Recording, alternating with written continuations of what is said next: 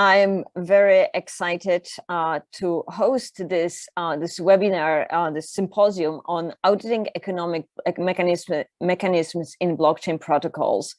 We will have two speakers from Prysm Group, which is an economic consulting firm focused on blockchain and emerging technologies, and a question of auditing. And I'm very excited about this symposium in particular, and this topic is because as blockchain is developing and blockchain applications are developing, and we see DeFi and DApps and more and more applications being governed by the code, we are asking questions: what is the limit, and what are the aspects of blockchain that we cannot leave to the code itself? And maybe a future question to ask is whether this is something that is constant or will be a changing target. But I think that the speakers today are going to speak to limits of how much we can just leave to the code, or maybe we need to have some entities that are still managing the code as well. So with that, we're going to have two speakers. Cathy Barrera, who is a partner and founding economist of Prysm Group, is going to be this first speaker, and the second speaker will be Yujie Quian. And we are going to have Cathy speak, then we're going to have shorter break for Q&A, or shorter session for Q&A. Then Yujie is going to talk, to give his talk, and then we are going to have longer Q&A session. Just want to make sure that we are not going to run out of time for the proper presentations. So with that, as I said, the first speaker is Cathy Barrera. She holds a PhD in business economics from Harvard University. She is also actively participating in Wharton School's blockchain endeavors. So she is a program director for their Economics of Blockchain and Digital Assets Executive Education Program. And she's also academic advisor for the World Economic Forum and an opinion columnist for CoinDesk. So really very active in blockchain space on all fronts. So Cathy, you can share your screen and please take it away. Great, thanks so much, Hannah.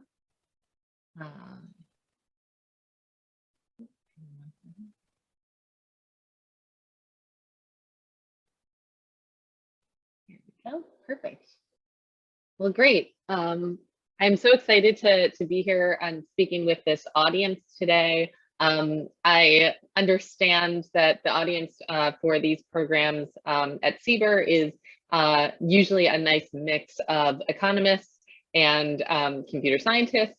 That's well within my wheelhouse. The work that we do at Prysm Group really requires sort of bridging these two fields of expertise.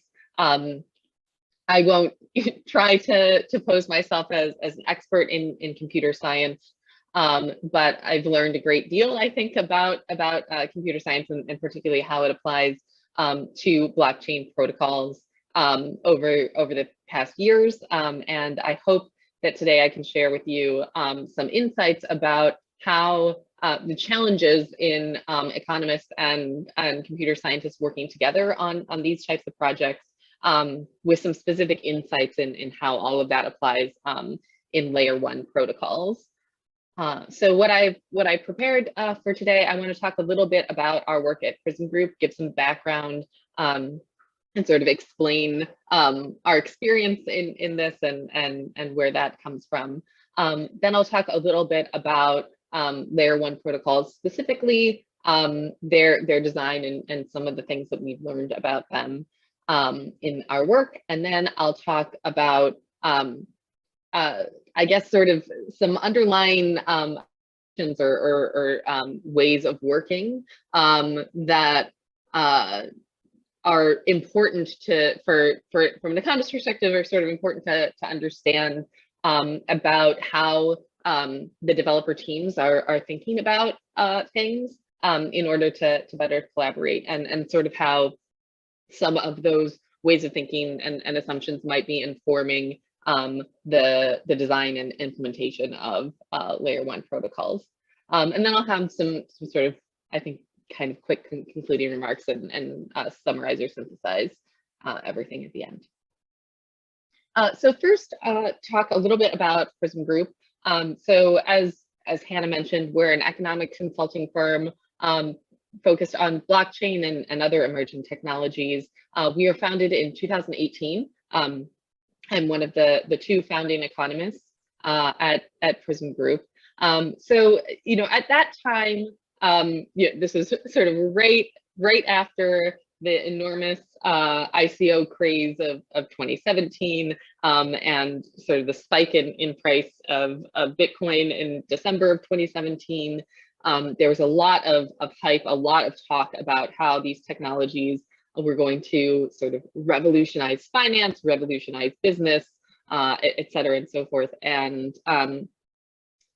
sort of as an economist observing that, and observing sort of all of the claims about what this technology could do, I thought, well, that's really interesting. A lot of the claims that are being made are related to economics, and sort of a broad spectrum of economics. So this includes, finance, value of money, issues like that, but also market design, mechanism design, incentives, and so forth. And my field in economics is contract theory and organizational economics. So a lot of the discussions that were happening at that time were really interesting to me from perspective of that field. And so I wanted to learn more and sort of dig in. And one of the sort of, I immediately went and tried to find out, okay, so who is advising all of these groups that are building things on the economic design of their protocols, of their smart contracts, et cetera. And I sort of quickly realized that no one, kind of no one was doing that. And so that was sort of the impetus for starting Prysm Group. And so the bulk of our work over 2018, 2019, 2020 into 2021 has been consulting with groups that are building with blockchain. That includes sort of what I would call blockchain native projects, layer one protocols, which is the main thing that I'll be discussing today. It includes applications that are built on top of those layer ones, and Yujie will be talking about a bit more about that later. But it's also included work with enterprises who are thinking about how can they implement this technology, in what ways might their processes or interfirm relationships could be improved by the use of this technology. But today I'll really focus on sort of the blockchain native stuff, in particular layer one. But I think that sort of all of this work has allowed us to really develop a deep expertise in what this technology is and what it can and cannot do. Okay, so layer one protocols, our work at Prysm Group, layer one protocols. We've worked with a dozen layer one protocols over the years on a variety of different issues. So we've had protocols come to us and say, we think that our fee mechanism isn't serving the users of our network very well, and we want to switch it to something else. Can you do a review of our fee mechanism and advise us on how that should change? Looking at staking incentive. So, and I'll talk about this a bit more in a minute. Many of the protocols that we've worked with are proof of stake protocols. So they're very interested in, how do we make sure that enough tokens are being staked to provide security to our layer one, our incentives designed properly. Relatedly, but also slightly differently, we've done work on mechanisms for reward distribution. So in these networks, oftentimes tokens, usually inflationary, like newly minted tokens, are given to different participants in the network. That includes usually validators or sort of participants who are doing the work to secure the network. But it's not unusual for that to include other other participants in the network, folks who aren't necessarily running a full node and processing transactions. So we've done some work on thinking about how those, what is the mechanism for distributing those rewards, and how does that impact the incentives for different types of participation.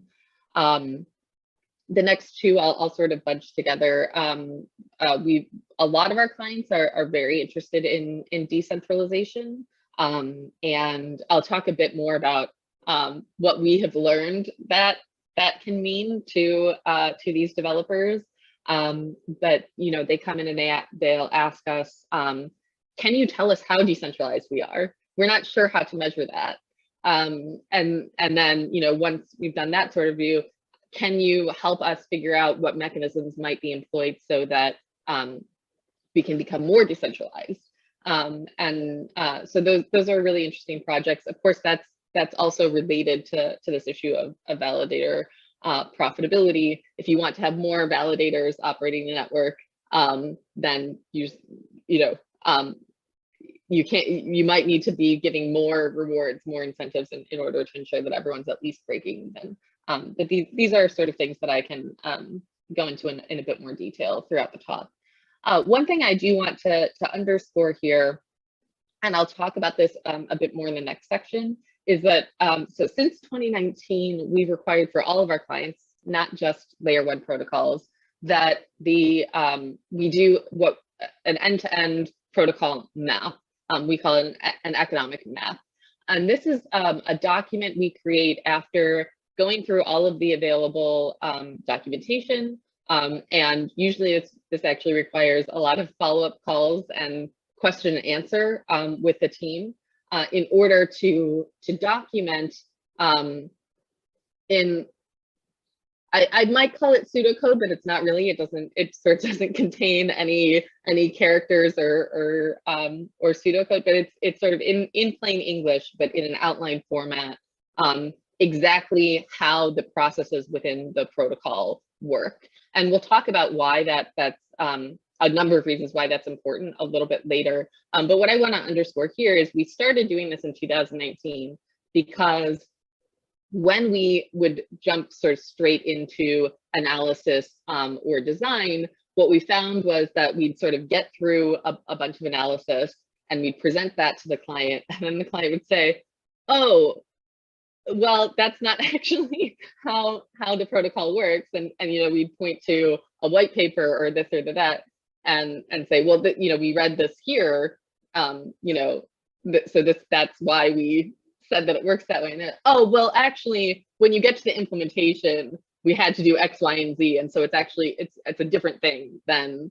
what was written there. And so we implemented this step basically in order to reduce or try to eliminate any miscommunications about how the protocol works. And for the economists in the audience, I think that you probably understand that when you're trying to do a theoretical model of agent behavior, that the details are very important to what the outcomes of the analysis are.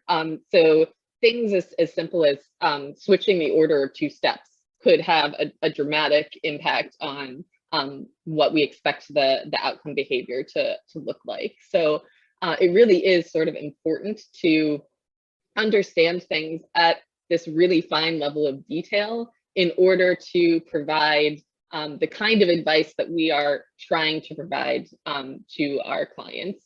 And I'll also just note here that isn't really limited to layer 1 protocols. So we do this also for applications that we work with, DApps and other applications. As I mentioned, a lot of the protocols that we work with are some type of proof of stake. The stake-based consensus mechanisms that we work with, though, vary actually quite considerably. So we worked with a number of sort of, I put classic in quotes, and I'll talk about this a little bit more, classic proof of stake, but even those differ between one another. So what is classic?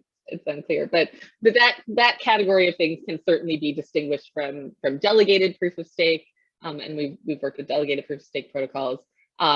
We've worked with folks doing a hybrid proof of stake, proof of work, and we've worked with more than one protocol that starts sort of as a federation or as a permission system with the intention of transitioning to proof of work in the future.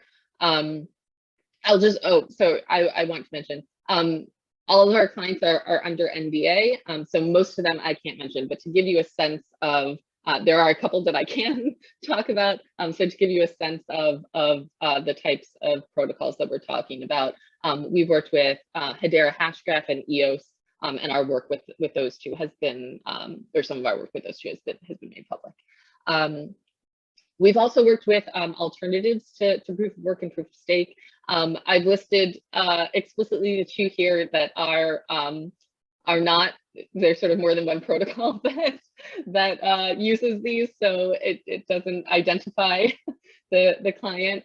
But there's lots of these sort of proof of that developers are coming up with that end up being sort of unique to a particular layer one. And so, you know, we're sort of having this proliferation of sort of different types of mechanisms through the industry.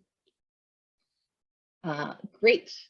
Okay, so I want to just take a moment here to sort of talk about, and the title of the talk today is sort of bridging the computer science econ gap in layer one protocol assumptions. I want to say though that I think it's not just assumptions. I think it's sort of a variety of issues that sort of go into creating challenges to collaboration. So what we've found is that there can be differences in assumptions. Oftentimes those stem from differences in the methodologies that are used by the two groups. And sort of, I think a lot of it sort of comes from that. So you have these different methodologies.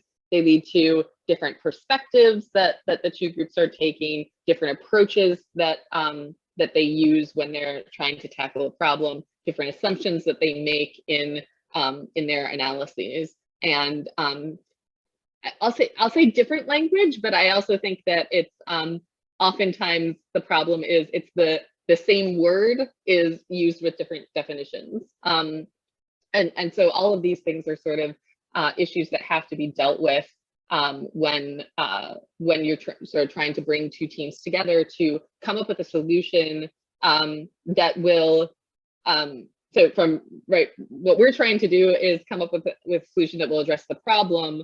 A requirement in order for that to work is that it be implementable. And so, you know, there's a lot of learning that has to be done in order to understand what's sort of technologically feasible in these cases. So I'll sort of wrap up this section by trying to be as straightforward as possible on the assumptions that and sort of biases that we as economists are bringing to the table at Prysm Group when we're engaging with clients on these types of issues. And these, I think, as I mentioned, stem from the methodologies that are used in economics. So, you know, we have our toolkit, we have our hammer, we're going to find a nail to hit that hammer with. So I think that the two biggest ones that sort of I see repeatedly coming up in a variety of different contexts are that we as economists tend to think of everything as involving trade-offs. So we want to think about, you know, cost-benefit analyses, like how can we get a little more of this? How much is it going to cost us to do that? You know, if we improve on one dimension, how is that perhaps going to negatively impact another dimension that we care about? And this way of thinking in economics implies that there is no universally best design for anything, and that's not specific to blockchain.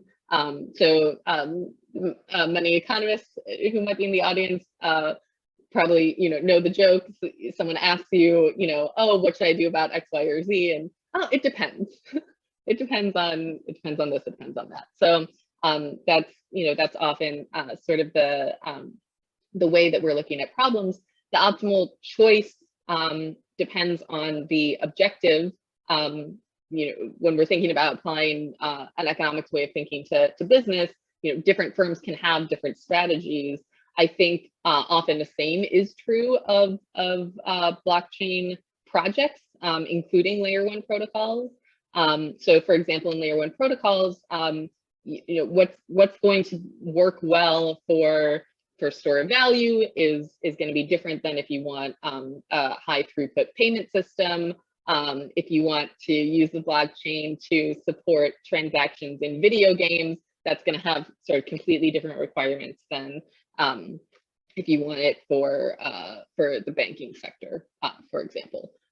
So this is sort of it's so ingrained that I think that it can be hard to let go enough to maybe see things from a different perspective and be able to communicate effectively.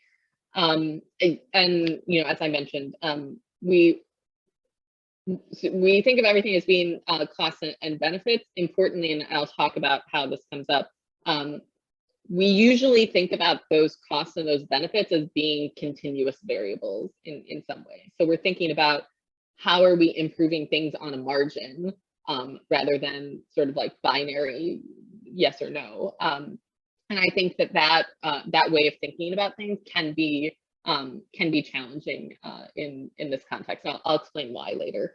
And then so trade-offs is one piece, and then the second piece.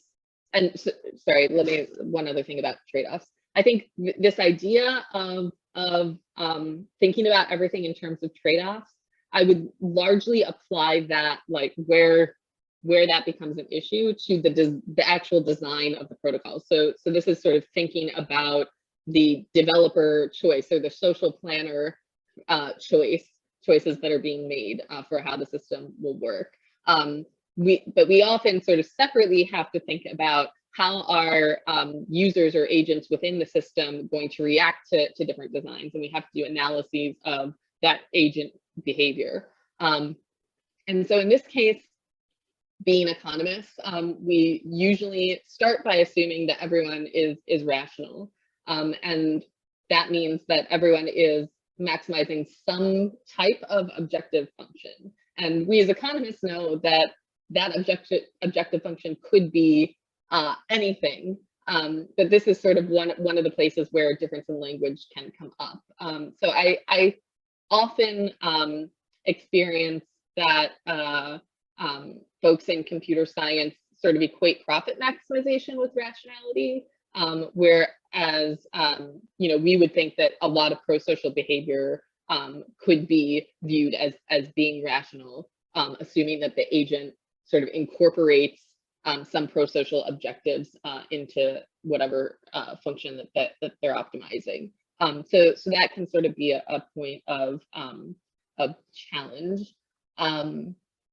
And I'd say I think in all of the projects that we've worked on, we've never had to sort of go down the road of, okay, there's no, like these agents are just not acting rationally. There's no way to think about these agents as maximizing some objective function. So we really steer away from that, but I think we would really only do that as a very, very last resort. We'd sort of want to exhaust, profit maximization, risk aversion, pro-social behavior, all of these other things before we start thinking about, okay, maybe they just aren't rational. All right. Okay, so again, I think that's a little bit of background for you on what we do at Prysm Group, what types of projects we work on, and the approach that we take. I want to tell you a little bit about what we've learned about layer 1 protocols over the years. So I'll start by talking about the purpose of layer 1 protocols, and I'm guessing that most people on this call are going to be familiar with all of these things. but these are, I want to just highlight some things now because we'll come back to them a little bit later in the talk. As you know, a blockchain is a shared database. It's maintained by a distributed network of participants, and it's used to record usually financial transactions. So I'll just stick with that for now.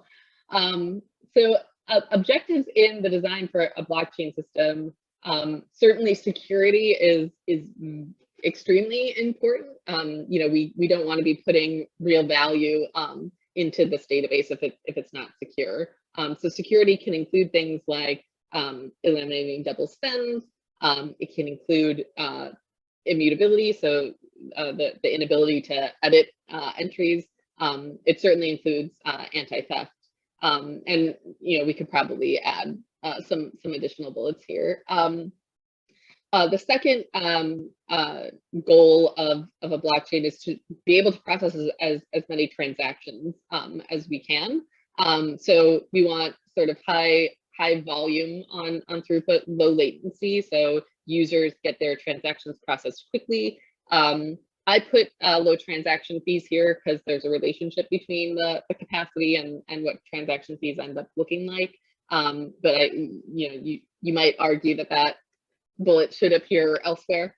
And finally, decentralization. And I list censorship resistance here. I think others might put immutability under this category. But certainly we need some sort of it's a distributed network. We want a lot of those participants to be unique, and that's also related to the security of the network. So these, I'm sure you're familiar, these three high-level bullets, security, throughput, and decentralization, are often posed or positioned as the blockchain trilemma. So how can we design, can we design a blockchain layer 1 protocol that effectively does all three of these things? We're going to have to choose two out of the three. We can't get all three. And I'll talk about this a little bit later from an economics perspective. Great. So in order to try to attain all of these goals, what is it that developers of a layer 1 protocol are actually creating? Here we go. Okay, so these are the basic components of a layer 1 blockchain system. And I will say that, so when we do those economic maps that I mentioned earlier, we are documenting all of these things. So it's really, and in fact, we started out by just documenting the processes, but quickly we realized we had to put an appendix that explained what how all of the data is structured in the actual database. And the reason for that is a lot of these processes call on data from that database. So there'll be like a specific variable that you need in order to execute some part of the consensus mechanism, which I'll talk in a little bit more detail about on the next slide, or to distribute rewards to the validators. And it sort of matters how that variable is calculated and how often it's updated and all of these things. So in order to be precise, we need to be specific about exactly what data is contained in a transaction, exactly what data is contained in a block, and exactly what data is contained in our state, which is essentially, to be somewhat simplified, like the account balances more or less of where we're at as of the most recent block that has been processed. So we're not going to go through and sort of recalculate, tabulate all of the pluses and minuses each time we want to know how many Bitcoin Hanna has. Instead, we're just going to look at the blockchain state. If it's Bitcoin, we're going to look at what are the unspent transaction outputs that are in the blockchain state that belong to Hanna. If it's account-based, we can just look at the addresses, the address Hanna has told us is hers, and then we can just see what is the balance there. But sort of the moving pieces in the processes all sort of circle back to that state data and how it's structured. So in terms of the processing protocols, one thing that I wanted to highlight, and maybe this is obvious to everyone here, it was not obvious to me when I started down this rabbit hole of blockchain, but I learned very quickly that the consensus mechanism is actually only one very small part of how the layer one of the blockchain works, and you actually need all of these other processes, other protocols, how transactions are submitted, how they're just communicated across the network, how local mempools are maintained. Then you have the actual consensus. How do transactions get incorporated into a block, and how do we agree on what block is going to be appended? And then how do we actually update that state data I was talking about, and how do we distribute rewards and transaction fees? So there's a lot there, and I think this consensus piece is actually, it's a very, very important part, but it's a small part of what is developed. Okay, so I also wanted to highlight a few things specifically about consensus mechanisms. As I alluded to before, I think that there's a common misconception among lay folks, so maybe not among people on this call, but I think it's due to language, that proof of stake refers to something specific, or that proof of work refers to something specific that is like very clearly identified, and you can just copy and, like, if this network is using proof of stake, then that network is, this part of their protocols works exactly the same, and that's just not the case at all. And in fact, we've never been able to copy and paste a part of the map that we've written from one client system to another, even ones that both purport to be proof of stake. So we've sort of figured out a basic series of steps that we're always looking for, how they happen in consensus protocols. But sort of things I would highlight here is that these steps can happen sometimes they happen in a different order. Some of them don't happen at all.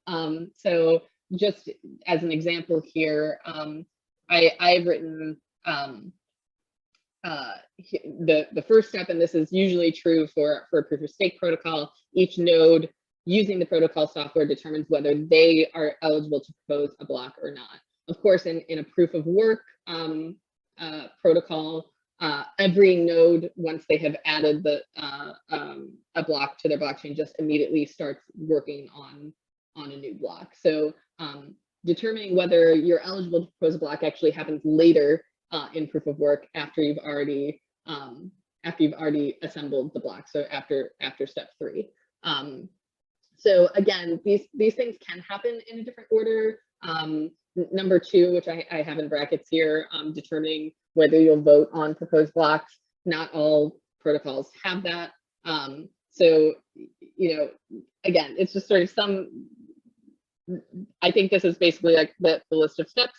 We look to see exactly how each of these steps are executed when we're trying to understand how our client's protocol works.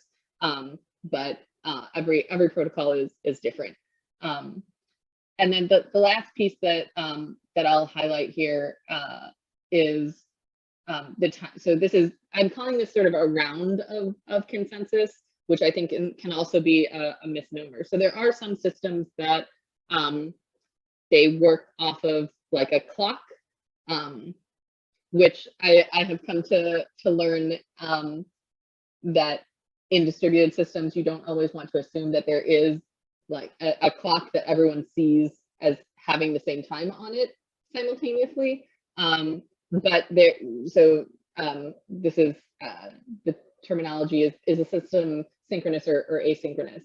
So some blockchain protocols that are live and operating out there assume synchronicity and have each protocol round starts at a particular time, and others have that the steps are started by each node locally after that node has added the previous block to the blockchain. So again, everything sort of works differently and is unique by protocol. Okay, so this is my last content section. How do we bridge that gap I was talking about differences in assumptions, methodologies, et cetera, and so forth? And I'll come back first to the blockchain trilemma, and I'm going to talk about a couple of these issues in more detail. And specifically, I want to highlight security and centralization.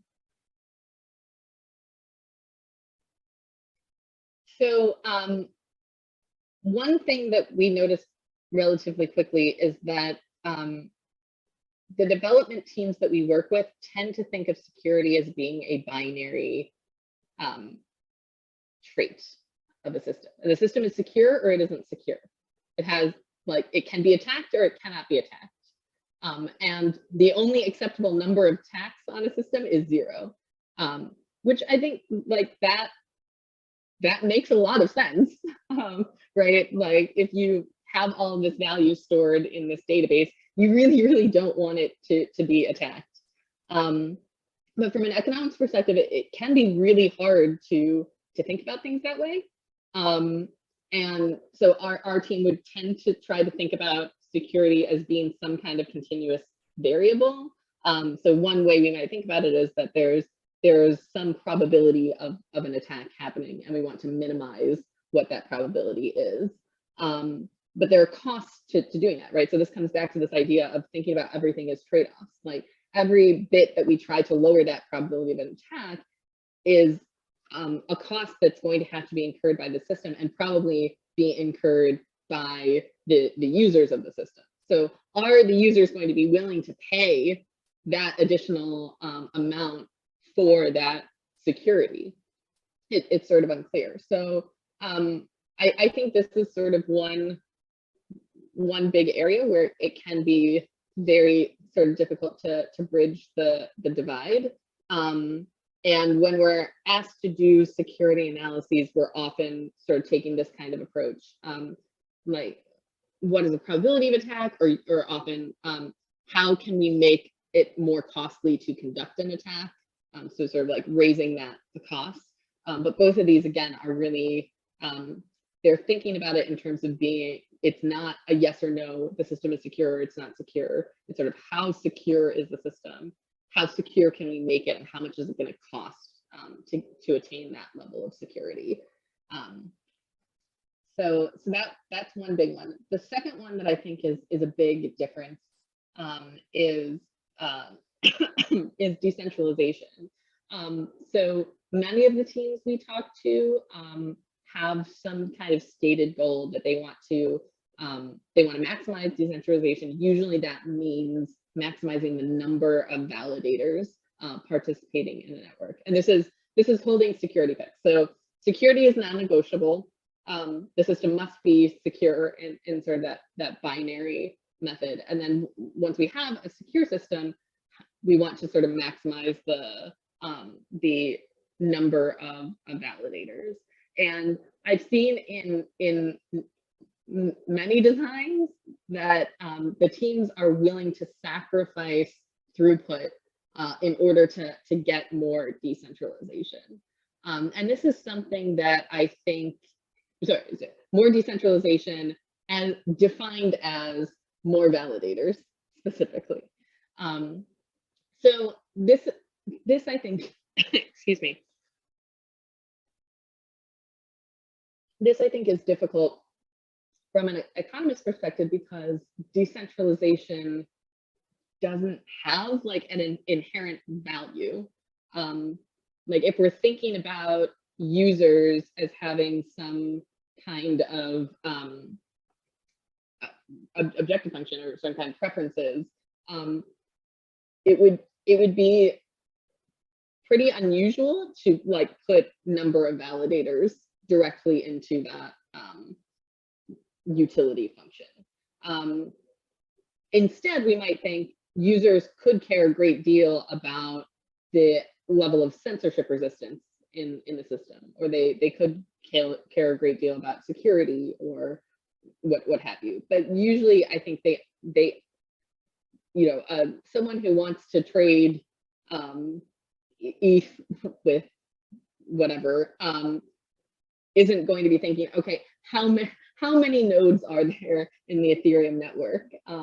And you know, being able to process this transaction is going to give me more value if there are more nodes.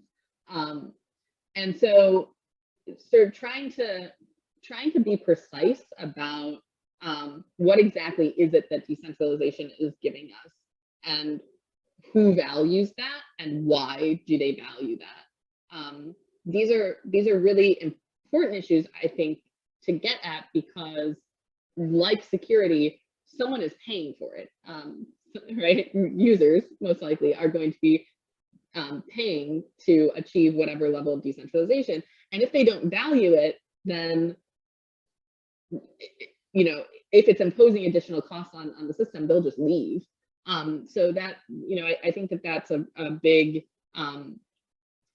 still pretty open question to try to understand better, is like, what exactly is the value that's being provided here, and can we understand better how to optimize on the number of validators, assuming that we have some minimum threshold that gives us a sufficient level of security.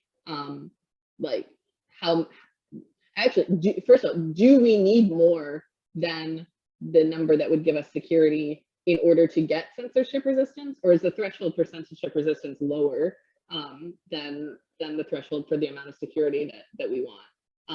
And then again, just like how much additional value is this providing? So I don't have an answer here, but I think it's an important question. Maybe some academics will spend some time thinking about it.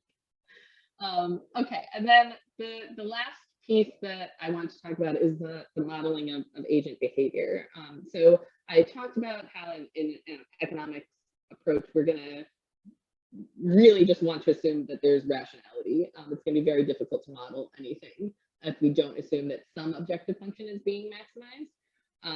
But that you know, that could be profit maximization. It could be something else. When we're talking to developers in this space, sometimes they will use the terminology rationality. As I mentioned before, they usually don't use the same definition of rationality that would be used by an economist. But often we hear things like there are honest nodes or honest agents, and there are malicious nodes or malicious agents. And I put a rough, I don't want to put words in anyone's mouths. As I said, I'm not a computer scientist, but sort of the definitions of these things that I understand are honest nodes. First of all, they follow the protocol. Like, they haven't basically rewritten their local software to do something different than what the sort of standard protocol does. That's important. But there's also a lot of extra protocol, like things that aren't written into the code that that nodes will have to do. For example, choose an amount to stake. The protocol doesn't tell you how much each node stakes. The nodes choose that amount. And honest nodes are going to be ones that do that activity in a way that's in line with what the developers expect them to do. So you're not going to have someone coming along and staking 50%, right, 51% of the network. That would be malicious. One thing I want to sort of highlight here. Well, so actually, I'll go to this first bullet point down below. So from an economics perspective, if an agent is rational or profit maximizing, even, they could be engaging in behavior that looks honest or looks malicious. Like there's nothing, rationality is completely orthogonal to, are they doing what we want them to do or what we expect them to do? They're doing what they want to do. So we're sort of focused on that. And it could very well be possible that all, right, so not just like one attacker one-off somewhere, but that all of the agents in the system, everyone who's profit maximizing or everyone who's risk averse or whatever, act in a way that would be defined by the developers as being malicious. And we've had analyses that have that sort of as an outcome. It all depends on how is malicious defined, right? What have the developers determined that they think is sort of inappropriate behavior. But so one thing that I want to sort of point to is that from an economist perspective, we're often thinking about how to move people's behavior on the margin. So we're thinking about how do we create incentives for people to do the things we want them to do, or maybe create disincentives for them to not do things we don't want them to do.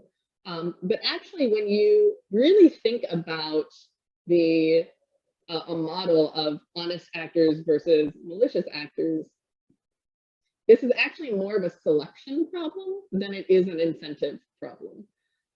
So we're trying to keep out people who are bad and bring in people who are good, which is, again, just a little bit different than providing incentives for good or honest behavior.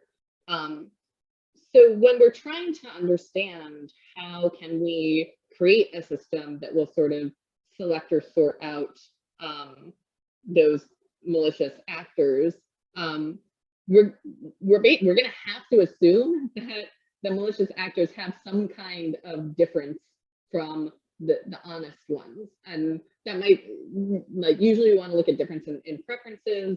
That might end up being that there's like a different cost function, cost part of the profit function, or maybe the honest ones are risk averse, or who knows. But you need to have some kind of a difference. Otherwise, why are they behaving differently? They have to have some kind of desire that's different among these. And so we have to think carefully about how do we model this in a way where we can have a model that can speak to the concerns of the developer team, that they think that there might be a line of attack, or there might be some problematic behavior that happens, and we want to be able to confirm or refute that yes, there might be some type of agent who wants to come in and engage in that kind of behavior. So again, just sort of to try to match up these two very different ways of thinking, we have to adapt our models, adapt our perspectives in order to be able to communicate about these issues effectively. All right, so I will give some concluding remarks, and then I'm happy to take questions. Economists' approach to blockchain, excuse me, I'm just getting over a cough. Economists' approach to blockchain mechanism design is rooted in the methodologies of our fields, which I assume, the same could probably be said for computer scientists. The issue is that the methodologies are different. So that's sort of leading to different ways of going about all of this. Economists are very focused on agents' optimal choices and trade-offs in system design. And so in order to work collaboratively with, as an economist, with a developer team and figure out, okay, there's this problem with the design. We need to solve that problem. We need to pay attention to the constraints of the system, and we need to actually sort of understand, like at a detailed level, the basis of that problem.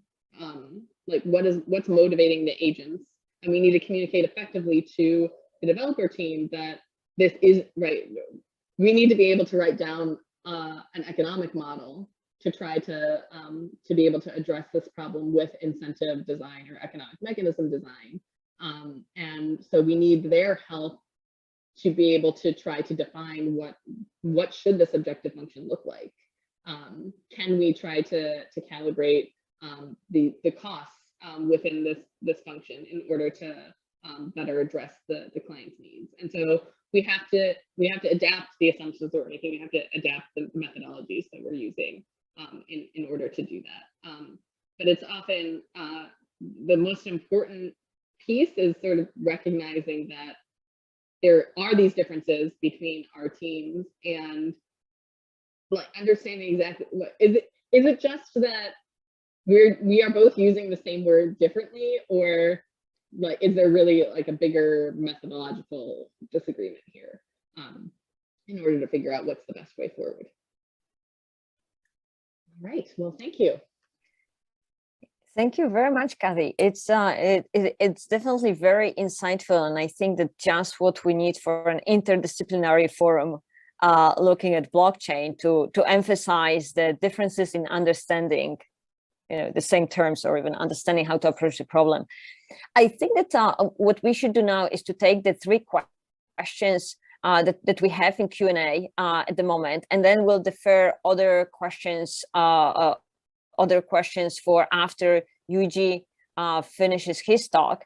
So I recommend to start with Joseph's question, where he's asking about what is the big picture here. And I think it would be worthwhile to kind of explain, since your talk focused on layer 1 protocols, what's the difference between layer 1 protocols and, for example, dealing with private payment system using a CBDC? So I think it's worth to anchor your talk around what is this layer, what are layer 1 protocols? Yeah, so I actually, you and I might have slightly different definitions as well. But so I think that this, let me see if I can back up. No, backing up is not. Oh, here we go. Right. So I think that this comes down to, right. So I would define both permission systems and permissionless systems as being layer 1. And that like this set of software is what defines a layer 1 protocol. And so a permission system is going to have a consensus mechanism that says, okay, these specific entities are allowed to propose blocks, and this is how we determine, which block. Usually they do some sort of round robin or something like that. So this slide may look a bit different, but the key here is that the way that those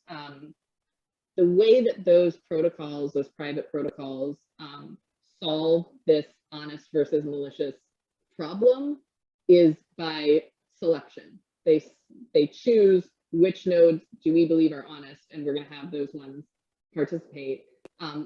In a permissionless system, we can't do any selection. That's the whole point, is that we want anyone to be able to show up and participate, and there's no one to say, no, you're not allowed here. That's sort of the principle of having these permissionless systems. So since we can't choose to select out or screen on those malicious actors, we have to have them self-select themselves out. And so the systems are sort of designed differently with that security model in mind. I hope that answers the question.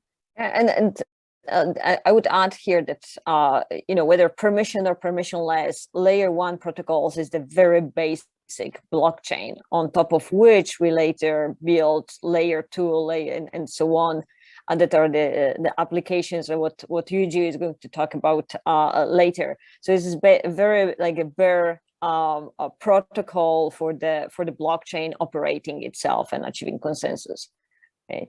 So yeah, and another great question is by Will Kong, and it actually speaks to a lot of what you said about decentralization and the fact that we are not seeking decentralization for the sake of decentralization. The number of nodes does not enter the utility function of the users.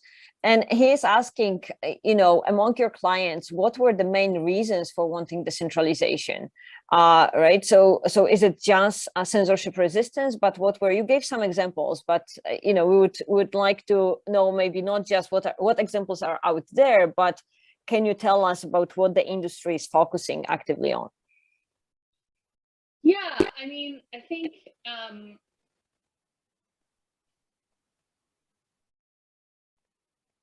so, and this differs a little bit between layer ones and application, specifically DApps. So decentralized applications, which Yujie will talk about in a little bit, also sort of have these kinds of participants that you want to have like a decentralized market and sort of sufficient number of nodes or participants. I think that censorship resistance is the big one. It's really hard to make the argument that this is doing something for competition, and I know that there are economists who have written papers about this, but the capacity of the blocks is really what's going to determine the like the supply and demand, and therefore the pricing of transaction capacity. And so adding more nodes, adding more validators to the system does not actually provide, it's like not creating competition in the market or something like that. So really like the big thing that having more nodes can do is, if there are some nodes who refuse to process your transaction, then having other nodes also participating means that your transaction is more likely to end up included. So I think it's that, and then it's combined with the security piece. So most of these blockchains will have like a 51% model where you'll have to have at least half of the power or stake or whatever it is in the network in order to be able to have a good chance of succeeding in an attack.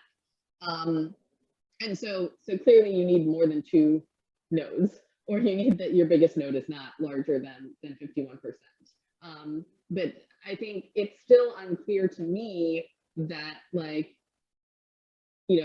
is 100 really significantly better than 50? Or, is 10,000 really significantly better than 1,000?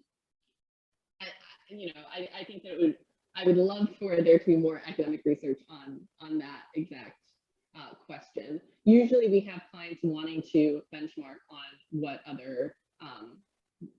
what is the current level of standardization, or excuse me, decentralization in competitor networks. Hey, thank you. So there is a third question in Q&A, and asking about what economic courses are useful to address these topics. And if you have the answer, then I would ask you to type in the question so that we all can see. And Yujie also said that he can comment on the decentralization question. So I'm going to now introduce Yujie Quian, who is an economist at the Prysm Group. He received his PhD in economics from Yale University. And he's applying his training in mechanism design to improve incentive structure in blockchain ecosystems and other digital economies. And he's going to talk about incentives and information in DApps, which would be the layer 2 over the layer 1. So Yujie, take it away. Thank you, Hannah, and I'm really excited to be able to talk in front of this diverse and great audience today. So my perspective of this talk is going to be slightly different from Cathy's, because I am still relatively new to the field. I joined the firm right after graduate school. So at the time I felt quite a big transition from how things are being done in graduate school. For me, as someone who does mechanism design, to what's being done on the ground. So this transition of mindset and approach is something that I would like to share today. So for this talk, I'll first describe the design questions and then the environment that decentralized apps or dApps live in, and then how mechanism design problems in this space inherit some of the constraints and particularities of blockchain, and then that's of course going to affect how we solve the problems. And then for the third part, I also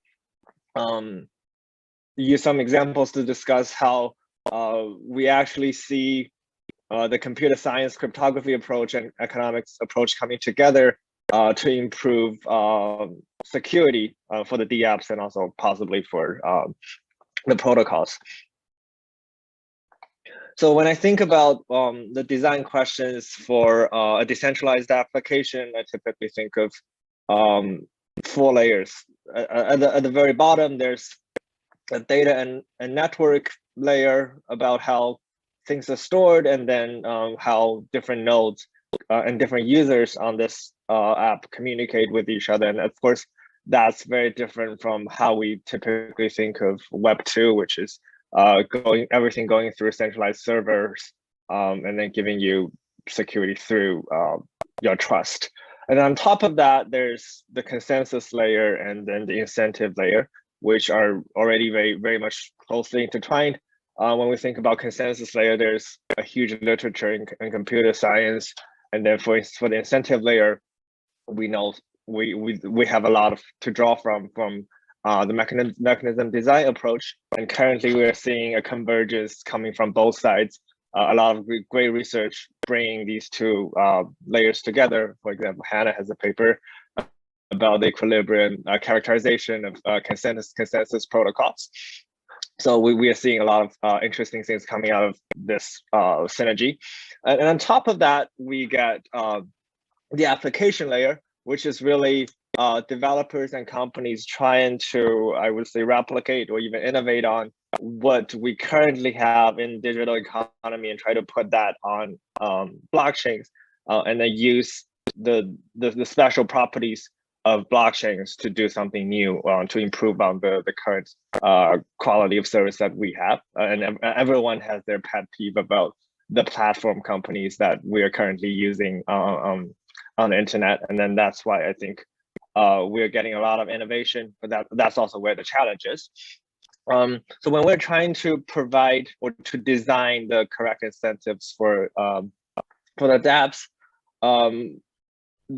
a lot of the questions, they can be addressed from what we already know from mechanism design, but not all of them. There's quite a big collection of things that I have to struggle with as someone who originally joined with someone who was training in mechanism design. I would put the reason down to I guess 2. I would summarize it as 2 reasons. One is how data is stored, and the data visibility determines the ability of the mechanism designer to really leverage asymmetric information. And this, I'll talk more about that later. And then we don't quite have a unified framework to do mechanism design for the dApps, because really there's a huge array of applications that we're looking at. And then because a lot of them live on the same blockchain or the same ecosystem, they interact with each other, and then having one extra component can really change the incentives that you have for all of the other apps, all of the other dApps on the same system. So it's so far, at least for me, it's more of a case by case problem solving experience. So so let's go a little deeper into what the dApps are and the technology supporting the computation data storage. So narrowly defined, when we talk about decentralized applications, we're thinking about a decentralized implementation of exchanges, two-sided markets, or something that we don't have a very good equivalent for in the in Web 2. And then, of course, as economists talk about decentralization, we typically think of the lack of a dictator or a central planner saying what the prices and quantities should be. But here, the decentralization really refers more to the the technological layer about how information is passed through everyone, all of the participants on the network. And then the decentralization really refers to there not being a centralized server or central mediator to collect all of the information and to compute the outcomes. And that's very different from, for example, the digital market that we currently have, which allows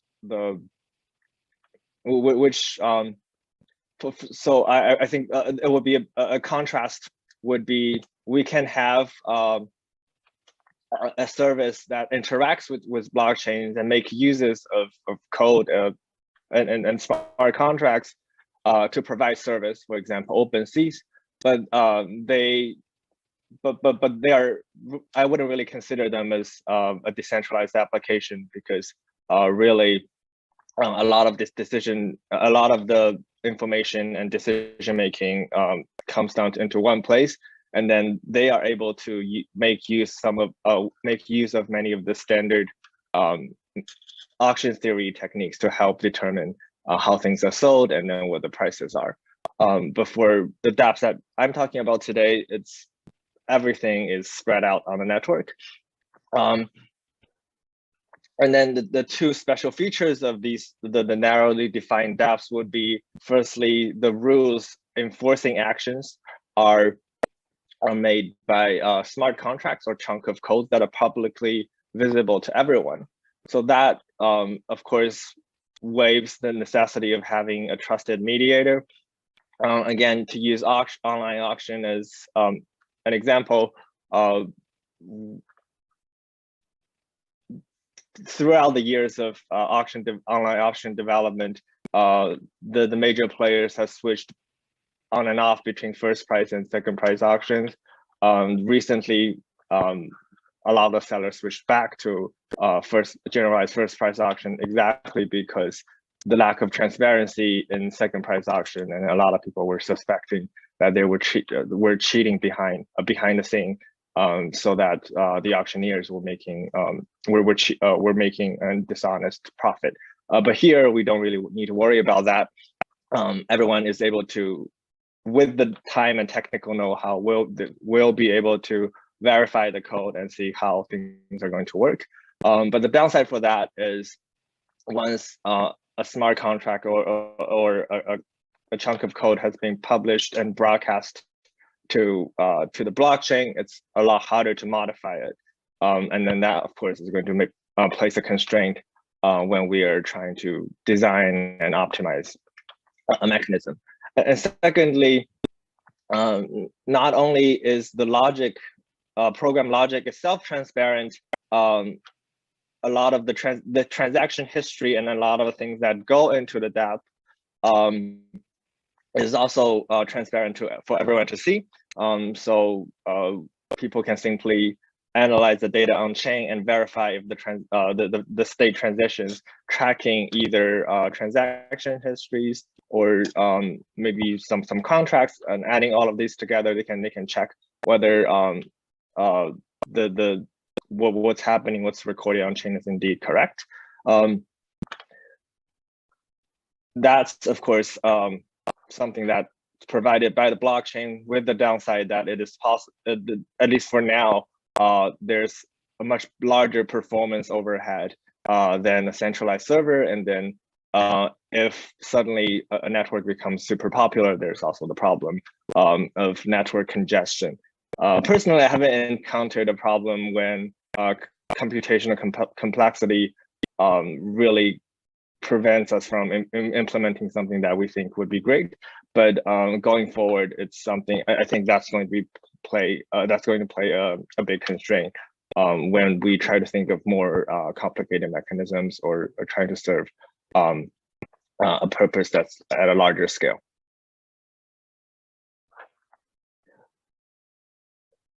So what does a technological constraint mean when we are actually doing the work? So the first positive side is that we don't need to worry about the credibility of the mechanisms, because everything is transparent for everyone to see. And credibility here, in the sense of Lee and Havard, we don't need to worry about someone tweaking the mechanism behind the scene. So in a way, there's a lesser constraint on the incentive compatibility of the designer side, but of course that's at the cost of tying the designer's hand. And then there's some things that we are not able to do or find it a lot harder to do in practice. So firstly, because everything is transparent, it's a lot harder to leverage asymmetric information either between the designer and the participants or among the participants themselves. So this is not a theorem, but just something that I've observed in the industry. Instead of trying to use private information to leverage or to implement certain outcomes, we see more of an attempt for the community to provide information. It could either be the developers out of altruism or out of altruism trying to build an optimization tool to help other network participants to optimally allocate their stake, for example. And this is if we look at this from a purely economic perspective, is not necessarily in the best interest for someone developing the tool, but we do see a lot of that. And then we also see from the teams that are managing or trying to improve protocols, they also have the mentality of trying to build mechanisms in place so that they can have a more so they can have everyone more actively contributing their private information to submit on chain, which for everyone to see, and then that would again help the participants, the less informed participants, to make a better decision. And in terms of practically trying to test and optimize a design, there's also additional constraints because of the blockchain infrastructure.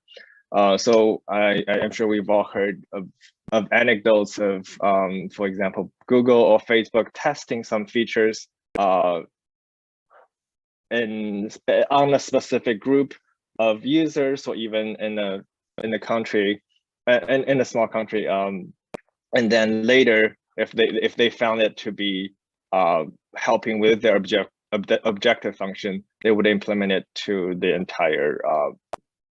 entire user base. But this is something that's a lot harder to do on blockchain, because firstly, in order to run an A/B test, we typically to be able to really do the causal identification, we typically need to be able to implement a random assignment that the subjects are either not aware of or not able to opt in or out of. But this is really just difficult because if you publish a smart contract, every line of code would just be transparent for the users to see. And even if you can add in a randomizer into the contract, then it wouldn't necessarily be replacing what is already in place. And if someone figures out that the new option is worse than before for them, and then they could simply opt out. So the standard very popular technique used in the currently used in the internet industry to help tune parameters is at least currently not available for us, and we've actually had discussions with client trying to adopt the same methodology, but for now it's just very difficult. And then on top of that, the iterative approach itself is again subject to constraints, because whenever there's a small no matter how small the upgrade or the change to the protocol is going to be, because of because the pursuit of decentralization, the upgrades cannot be approved by a company or an entity that has control of the entire thing. It typically has to be approved by the entire community, which means that something could be socially optimal, but if it's not Pareto optimal, and then it's hurting someone in the community, they have a legitimate reason to vote against it, and then that could again hamper the governance structure. Overall thought of as a very positive thing could then stand in place for small upgrades that's not exactly Pareto optimal. Sorry, so that's not exactly socially optimal. So because of that, I think the overall guiding principle for design in this space would be to have something robust, not just and then that should be a goal that is thought of as more important than optimality, both in terms of uncertainty and also in terms of the long-term growth of the protocol, which I'll talk a little bit more later in the talk. So the previous slide is more about a general some general observations of mechanism design guiding the behaviors of the users, and then what's the one new thing that I'm observing in my work is that we are actually combining economic analysis with the more computer scientists and their toolbox to help improve security design. And then this is something that, and this could be something that's very dApp specific, because on top of the common protocol, they have their additional smart contracts governing the transactions, and then they need to design their own incentive schemes to make sure that everyone is more or less acting as expected. So this is a place where I think there's no clear delineation or clear separation between computer science and economics.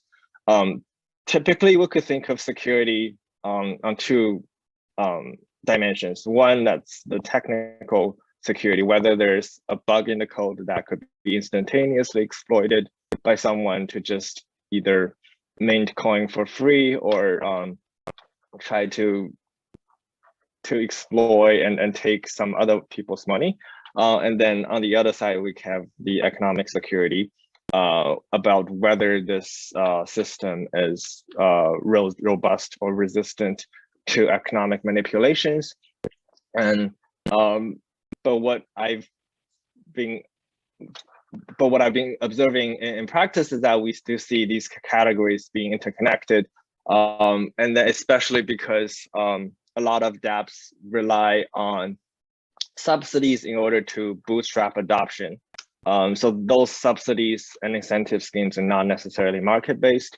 They have to be there in order to kickstart the network to achieve the necessary network effect and the size of network effects. But once they're there, they create a bridge, sort of connects the technical and economic security issues. And that's where I think when we come in, we sort of combine tools from the two sides and trying to solve it.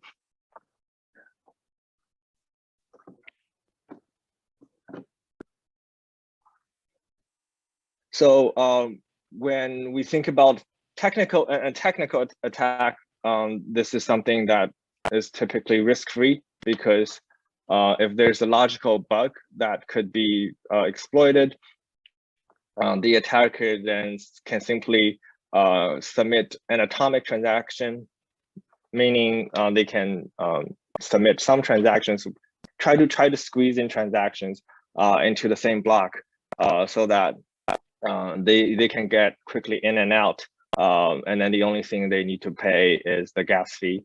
If the attack if the attack fails, then nothing happens. They only out-of-pocket cost is just a relatively small gas fee.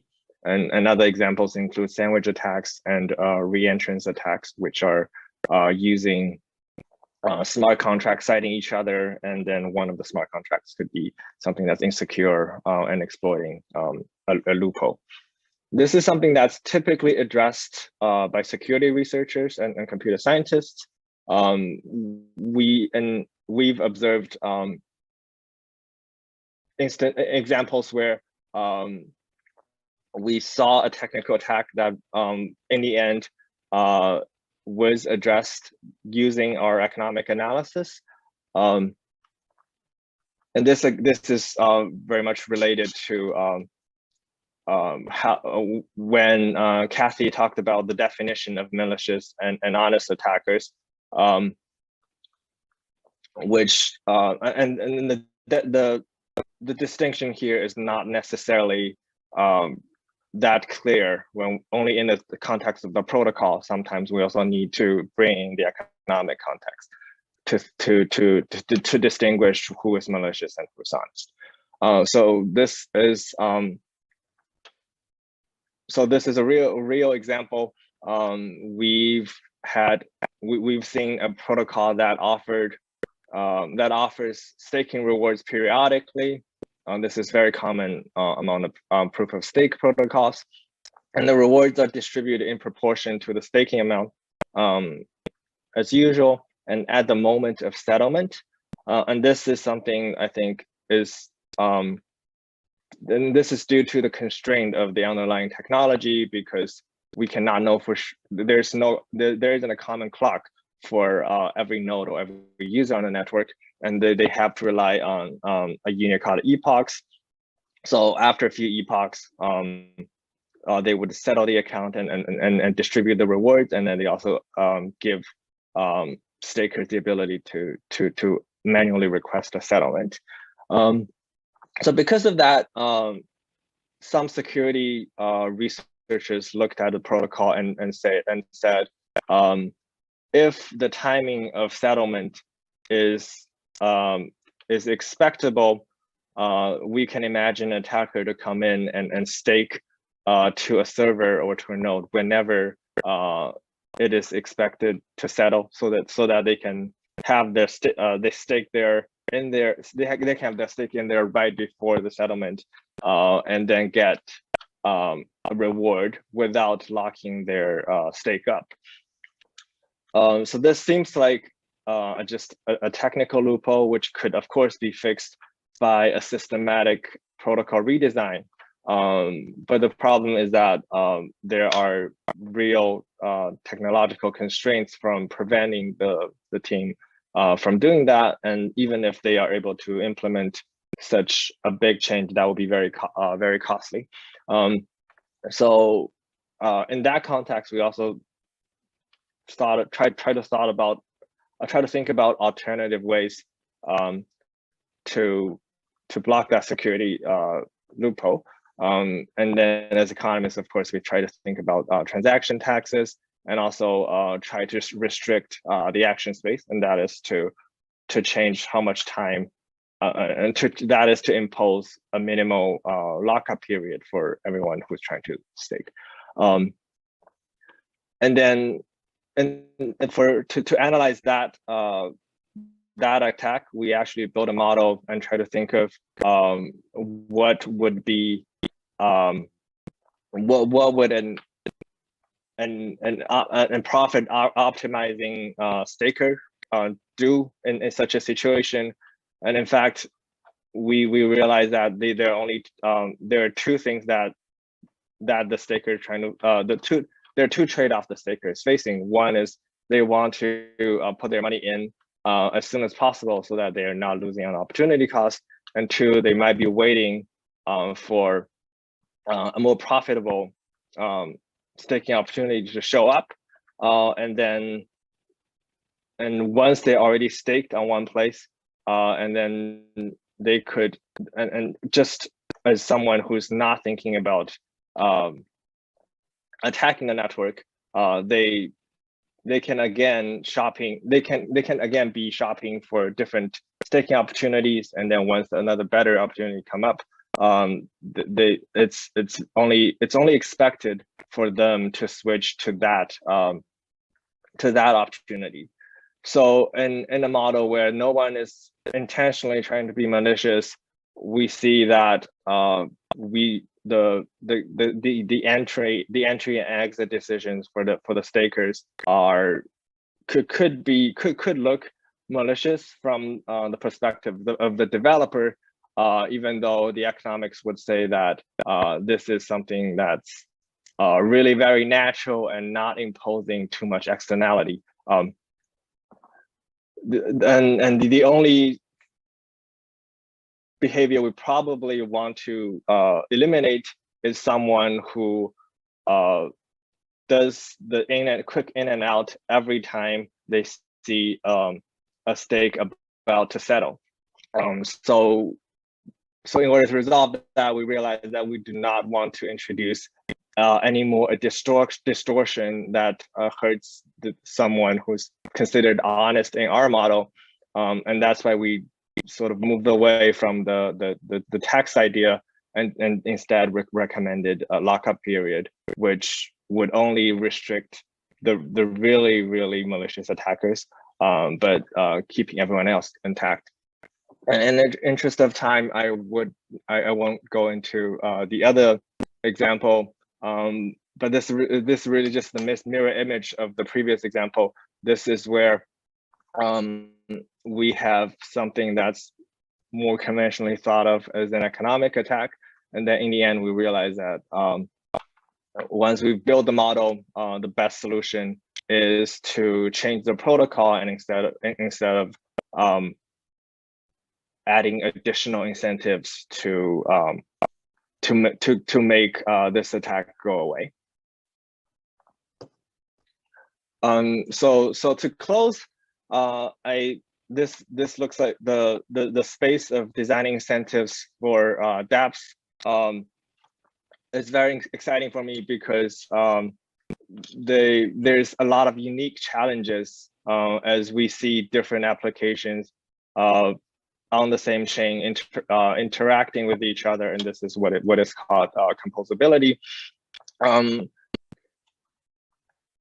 when we are interacting with clients, we see a very strong interest in the industry to experiment new concepts coming out of academia. Despite there's, as I mentioned previously, there's quite a high cost of iterative development. That in itself is a very interesting economic question, but from the designer or practitioner's point of view, we do see that there's a variety of varieties of problems out there. And lastly, one thing that I thought is very interesting is that we see in almost every protocol there's some short-term incentives built into their systems through smart contracts in order to bootstrap adoption. But then, of course, these things are not necessarily in line with how this protocol, this decentralized application would want to be once it's reached a relatively stabilized, more grown period. So we don't have a theory of the transition from one to the other. And then for now, a lot of the design problems that we're seeing is try to keep the first in place while not hurting the more long-term design objectives. And thank you. And then we can open for questions. Thank you, Yujie. It was wonderful. So I would ask you to. I'm going to repeat Joseph's question, which I think is a very direct one. Is can you give us? You were talking about communities and community governance. But can you give us example of a community, and then especially a community that was attacked? can't really give examples of the clients that we worked with because of the NDAs that are in place. I But think maybe there are something from the public yeah, space. Maybe there are very public. well-known examples of decentralized exchanges or DeFi-related projects being attacked. For example, I think it was in 2020, there was a huge incident. There was a huge. It's not. I'm not sure it's being confirmed to be an attack yet. But there was an event where there was a day during which the Ethereum price decreased by a significant amount, and then that caused a huge liquidation on a stable coin called DAI, and that because there's also because to issue stable coins you need to you need to use some you need to use other assets as collateral. During the time when during the time of the price crash, it caused a huge liquidation on that protocol, and then a huge network congestion, during which time someone was able to exploit the congestion and basically take away a lot of Ethereums for free, because the assets were being liquidated and the transactions are being backed up. It looked as if the assets are not. It looked as if the assets did not have buyers, even though it's really just being processed relatively slowly on chain. Thank you. And so I would like to go back to Cos, who had with his hand raised earlier, and let him ask a question. And after that, we'll go to Cyril's question. I think for Cyril's question, either of you can take it. Cos? Yeah. Yes. My question directly was for Cathy. Is that still okay to ask it, or should I wait? No, I think it's fine. It's fine now, because now we have like kind of more general. We are at time, and we have overall questions, and then we have Cyril's question, and we'll see what else. So go ahead, Cos. Okay, Cathy, you said some very interesting things about the modeling and thinking about the utility of decentralization, especially with the metric of number of validators as a measure of decentralization.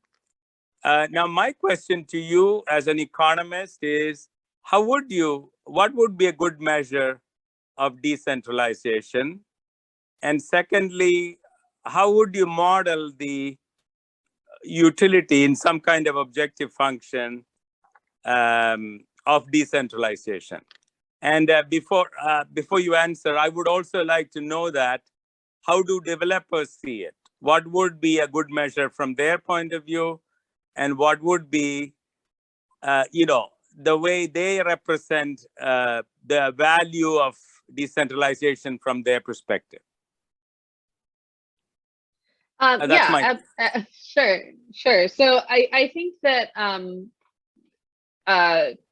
developers, as a shorthand, literally use the number of validator nodes. We've been working on developing a metric that we thought would be useful to the community. So it's a variation on the HHI, which is essentially the inverse of the HHI. So like a concentration, yeah. So it's basically like the equivalent number of equal sized firms. So the inverse of the HHI is a number between 1 and infinity. And so like if you had 10 equal sized firms, it would give that inverse would give you a 10. And so we use that as a helpful benchmark, because the HHI itself is not a very intuitive number for our clients to think about. That all being said, it's actually quite difficult to measure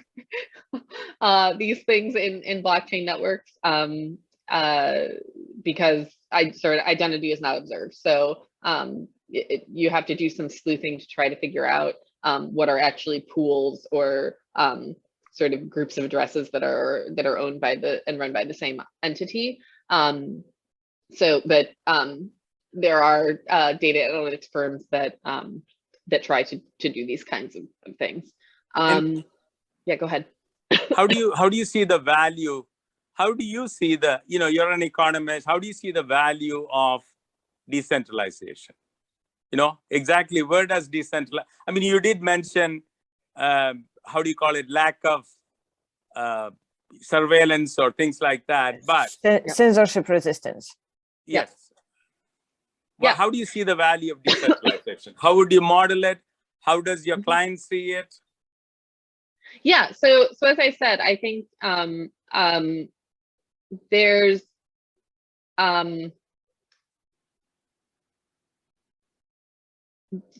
decentralization among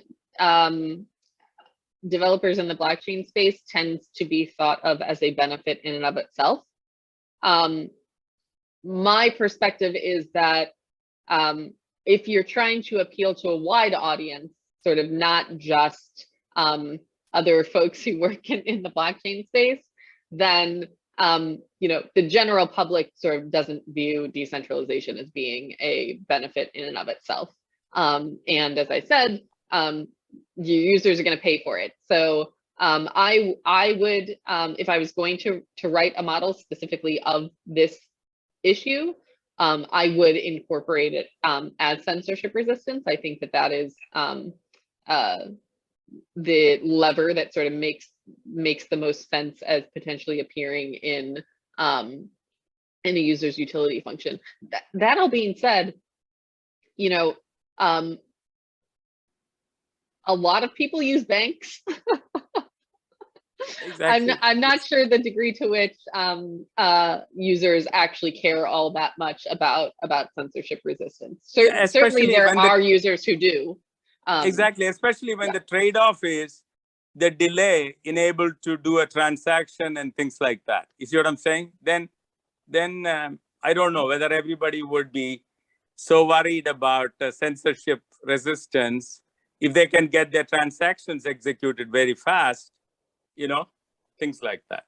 So I I mean, I certainly think that blockchain systems are being presented as an alternative to banking systems that have censorship, absolutely, and that are very fast in processing transactions. So you already see folks opting into a system that is more costly in terms of transaction processing, both in terms of transaction processing time and oftentimes in terms of fees, in order to get some of this feature.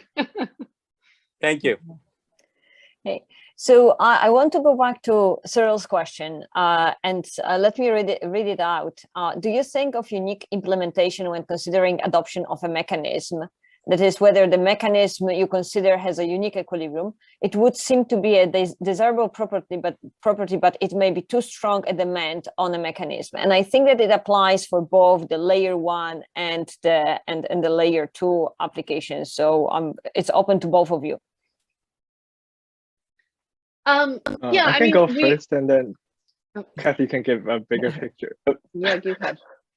Okay, so yeah, of course, from a theory perspective, of course, having a unique equilibrium implementation will be highly desirable, and then in fact, the existence of multiple equilibria, in fact, opens up the DApp or the protocol to attacks, especially if we're talking in the context of decentralized finance, where you can actually do derivative contracts to profit off the different equilibrium outcomes. People actually do have an incentive to manipulate the equilibrium, to try to switch from one equilibrium to another, and then if they have their market expectations correct, then they can profit off that, and then at the cost of everyone else. but I think at least in practice, we like I mentioned, there's a lot of composability in the ecosystem. We have our clients could just be one small piece out of a much bigger mechanism, a much bigger mechanism, and therefore a lot of the times when we're thinking about security, we are more restricted in trying to fix a more well-defined problem as opposed to worrying about trying to figure out the best mechanism that prevents all of the other less desirable equilibria from happening.